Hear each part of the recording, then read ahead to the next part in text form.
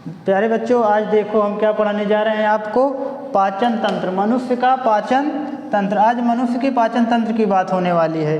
देखिए पाचन तंत्र का पहले डायग्राम देख लीजिए। यहाँ पर ये पाचन तंत्र बना हुआ है, देखिए ये क्या दी गई है, यहाँ पर लार ग्रंथि दी गई है। उसके बाद ये क्या दिया गया है, ये ग्रफिका दी गई है। ये क्या दिया गया है, मुँह है। इसके बाद ये दिया गया है श्वास नली है, ये वाली श्वास नली होती है। ये वाली क्या होती है, ग्रास नली होती है। इसके बाद ये अमाशय होता है। ये क्या दिया गया है आपका, यकृत होता है। ये पित्ताशय होता है। ये वाली देखिए छोटी आंत, ये वाली भी क्या है, छोटी आंत ही होती है। ये वाली क्या है, बड़ी आंत होती है। बड़ी आंत के कितने भाग होते हैं, 3 भाग होते हैं। कौन कौन से, सीकम, कोलम, रेक्टम। देखिए पहले यहाँ पर बात करने वाले हैं आज हम पाचन तंत्र की। पाचन तंत्र क्या है, कक्षा 10 का बहुत ही इंपॉर्टेंट क्वेश्चन है। कक्षा 10 के बोर्ड एग्जाम में आने वाला बहुत ही महत्वपूर्ण क्वेश्चन है। Very very most important question है ये पेपर की दृष्टि से, 2023 के हिसाब से पेपर की दृष्टि से बहुत ही इंपॉर्टेंट क्वेश्चन है। देखिए यहाँ पर पाचन तंत्र के कितने भाग होते हैं, पाचन तंत्र के आएगा एग्जाम में तो आप लिखेंगे पाचन तंत्र के निम्न भाग होते हैं। क्वेश्चन कैसे पूछता है, पाचन तंत्र का सचित्र वर्णन कीजिए। ठीक है, तो इसमें देखिए पहले दिए गए मुख या मुख गुहा। तो मतलब मुख मतलब क्या होता है, मुख या मुख गुहा मतलब इसमें क्या लिखा गया परिभाषा, मुख के द्वारा ही भोजन का अंतर्ग्रहण किया जाता है। दांत क्या करते हैं, भोजन को पीसते हैं। मुख गुहा में लार ग्रंथियां पाई जाती हैं और लार ग्रंथियां, लार क्या करती है, लार भोजन को निगलने में सहायता करती है। देखिए यहाँ पर लिखा गया है मुख के द्वारा ही भोजन का अंतर्ग्रहण किया जाता है। दांत क्या करते हैं, भोजन को, आपको पता ही दांतों का वर्क क्या होता है, दांत क्या करते हैं, भोजन को पीसने का कार्य करते हैं। दांत कितने प्रकार के होते हैं, दांत 4 प्रकार के होते हैं। कौन कौन से होते हैं, molar, premolar, incisor, canine. Premolar, incisor और कैनाइन 4 होते हैं। ठीक है, इंसीजर और चौथा हो गया हमारा, तीसरा हो गया इंसीजर, चौथा हो गया कैनाइन। कैनाइन तो मतलब दांत जो होते हैं 4 प्रकार के होते हैं, जो क्या करते हैं, पीसने और कुतरने का कार्य करते हैं। ठीक है, उसके बाद अगली हेडिंग आती है हमारी ग्रसनी या ग्रास नली। देखिए जो वो होता है भोजन का, इसमें क्या लिखा गया, ग्रसनी में भोजन की कोई पाचन क्रिया नहीं होती। इसके द्वारा भोजन मुख गुहा से आमाशय में आ जाता है। मतलब यहाँ पर आप देखिए ये मुंह दिया रहता है, मुख गुहा, यहाँ पर क्या होता है, भोजन का चबाने का काम, पीसने का काम, लुगदी बनाने का काम होता है। और ये पाई जाती है लार ग्रंथि। ठीक है, यहाँ लार ग्रंथि में क्या होता है, लार नामक रस पाया जाता है, जो क्या करता है, भोजन को क्या कर देता है, चिकना बनाता है। जिससे जो ये ग्राफ नली है, ग्राफ नली से भोजन एकदम फिसलते हुए, चिकना होते हुए सीधे कहाँ आता है, आमाशय में आता है। तो आपको बताएं ग्रसनी या ग्राफ नली में भोजन की कोई पाचन क्रिया नहीं होती है।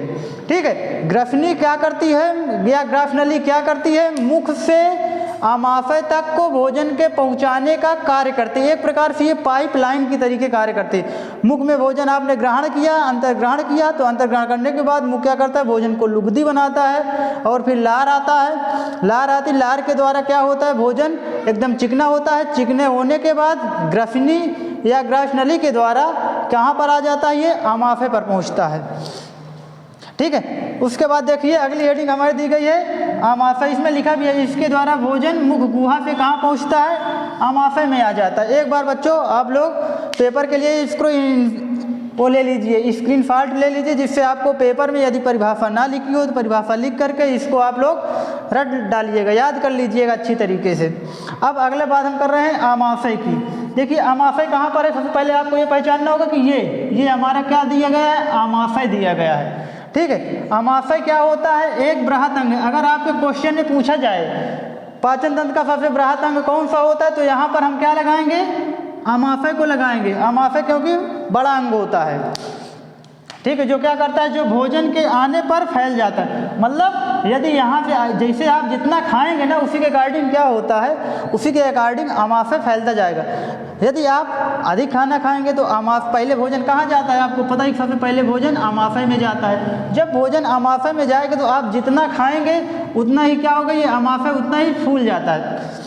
ठीक है, तो क्या होता है, फैल जाता है। उसके बाद आमाशय में जठर ग्रंथियाँ पाई जाती हैं। ठीक है। जठर ग्रंथियाँ आमाशय में पाई जाती हैं। जो जठर ग्रंथियों से क्या निकलता है, जिनसे क्या निकलता है, जठर ग्रंथियों से जठर रस निकलता है। ठीक है, मतलब आमाशय से क्या निकलेगा, जठर रस निकलता है। ठीक है, जठर रस में क्या पाया जाता है, हाइड्रोक्लोरिक एसिड, पेप्सिन, रेनिन, जो क्या करते हैं, भोजन के पाचन में सहायता प्रदान करते हैं। आगे लिखा गया है कि आमाशय में भोजन कितने घंटे रहता है, तो आप लोग को याद होना चाहिए कि आमाशय में भोजन 3 से 4 घंटे रहता है बेटा। उसके बाद कहाँ पास आ जाता है, उसके बाद सीधे आता है छोटी आंत में। ठीक है, तो ये देखिए छोटी आंत, ये आमाशय से होते हुए ये बनी हुई है छोटी आंत, ये छोटी आंत है आपकी लोगों की। ठीक है, छोटी आंत में क्या लिखे हैं, छोटी आंत आहार नाल का सबसे बड़ा भाग होता है। ठीक है, भाग की बात करें तो छोटी आंत सबसे बड़ी होती है। नाम इसका छोटी आंत होता है, लेकिन ये बड़ी होती है, अपोजिट होती है। बड़ी आंत है तो बड़ी आंत कैसी होती है, वो छोटी होती है, और छोटी आंत बड़ी होती है। यहाँ पर दिए गए छोटी आंत आहार नाल का सबसे बड़ा भाग होता है, क्योंकि देखिए इसकी लंबाई, सबसे मेन पॉइंट, छोटी आंत की आप लंबाई हमेशा याद रखिएगा। पेपर में इसको आपको पूरी परिभाषा लिखना होगा। तो इस छोटी आंत की लंबाई आपकी एग्जाम में पूछ लेता है, कंपटीशन एग्जाम में वहीं भी पूछ लेता है। तो छोटी आंत की लंबाई कितनी, 7 मीटर होती है बेटा, ध्यान से इसको याद कर लीजिएगा। तथा इसकी चौड़ाई कितनी होती है, 2.5 सेंटीमीटर होती है। ठीक है, इसके 3 भाग होते हैं, छोटी आंत के 3 भाग होते हैं। कौन कौन से, डायोडिनम, जेजुनम और इलियम होता है। मतलब आप जैसे खाना जितना अधिक खाएंगे, पहले आमाशय में जाएगा, आमाशय के बाद कहाँ आता है, छोटी आंत में। मतलब जो आप अधिक खा लेंगे तो आपका क्या होता है, एकदम से पेट भर जाता है। तो कैसे क्या कारण होता है, खाना खाने के कारण होता है। जितना अधिक हम खाना खा लेंगे उतनी ज़्यादा हमारी ये जो आंतें होती हैं, आंतों में भोजन अधिक आ जाता है, जिसके कारण आंतें फूल आती है, तो हमारा पेट क्या होता है, फैल जाता है उसी के अकॉर्डिंग। ठीक है, अगर भोजन नहीं पाएगा तो फिर क्या होगी, आंतें धीरे धीरे सिकुड़ने लगती हैं, तो फिर क्या होता है, पेट अपने आप सिकुड़ जाता है। इसके बाद दिया गया है बड़ी आंत। देखिए बड़ी आंत कौन सी होती है, ये वाली होती है बड़ी आंत, ये लिखा गया है, ये वाली बड़ी आंत होती है, किनारे किनारे रहती है। देखिए इसमें क्या लिखा है, बड़ी आंत की लंबाई कितनी होती है, इसको भी याद रखिएगा। 1.5 से 1.8 मीटर इसकी क्या होती है, लंबाई होती है। इसमें देखिए बड़ी आंत में क्या होता है, बड़ी आंत में इसमें पचे हुए भोजन में से जल का अवशोषण, मतलब बड़ी आंत में क्या होता है, जो भोजन आता है छोटी आंत में पचने के, पाचन होने के बाद जब बड़ी आंत में पहुंचता है, छोटी आंत के बाद से यहाँ से बड़ी आंत जैसे पहुंचा, तो यहाँ से क्या होता है, इसमें जो पचा हुआ भोजन रहता है उसमें से खाली क्या होता है, जल का अवशोषण होता है। मतलब उसमें से जल जो भी रहता है उसको अवशोषित कर लेते हैं। उसके अलावा जो अन्य वेस्ट मटेरियल बचता है, जो वेस्ट पदार्थ बचता है हमारा, वो क्या होता है, यहाँ से जाता है, इसके द्वारा यहाँ से गूदा द्वार के द्वारा, ये गूदा नाल है, इसके बाद ये गूदा द्वार है, गूदा द्वार के द्वारा वेस्ट मटेरियल बाहर निकल जाता है। इसके अलावा लिखा गया है कि बड़ी आंत के कितने भाग होते हैं, तो बड़ी आंत के 3 भाग होते हैं, सीकम, कोलन और रेक्टम होते हैं। यहाँ पर आप देखिए ये जो दिया गया, ये इसे क्या कहते हैं, कृमि रूपी परिशेषिका, ये बड़ी आंत का भाग होता है। देखिए जब किसी को आप देखते हैं कि अपेंडिक्स हो जाता है, तो जब अपेंडिक्स हो जाता है तो ये बड़ी आंत जो होती है इसकी ये बढ़ जाती है। जब इसकी लंबाई में वृद्धि हो जाती है तो क्या होता है, ये पेट में चुभने लगती है, तो अधिक दर्द होता है। जब इंसान क्या करता है, अपेंडिक्स का ऑपरेशन कराता है, तो इसको क्या करता है, इसके डॉक्टर लोग इसको काट देते हैं, तो फिर पेट में नहीं चुभता। तो यही होता है। तो देखिए बच्चों, आप लोग को ये बोर्ड एग्जाम की दृष्टि से बहुत ही इम्पॉर्टेंट क्वेश्चन है। कक्षा 10 वाले बच्चे इसको अच्छे से रट डालिए, याद कर लीजिए, कंठस्थ कर लीजिए। आप लोगों के पास समय बहुत कम है, एकदम सिंपल परिभाषा दी गई है, इसको आप लोग अच्छी तरीके से याद कर लीजिए। देखिए पाचन तंत्र में आपको बताएं हम कितने भाग होते हैं, मुख या मुख गुहा, ग्रसनी या ग्रासनली, आमाशय, छोटी आंत, बड़ी आंत, बहुत छोटी छोटी डिफिनीशन है। फिगर आप अच्छे से याद कर लीजिएगा, डायग्राम बनाकर 2-3 बार प्रैक्टिस करिए, इसके बाद आपको डायग्राम आने लगेगा। अब पेपर में हमेशा पूछता है पाचन तंत्र का सचित्र वर्णन करिए।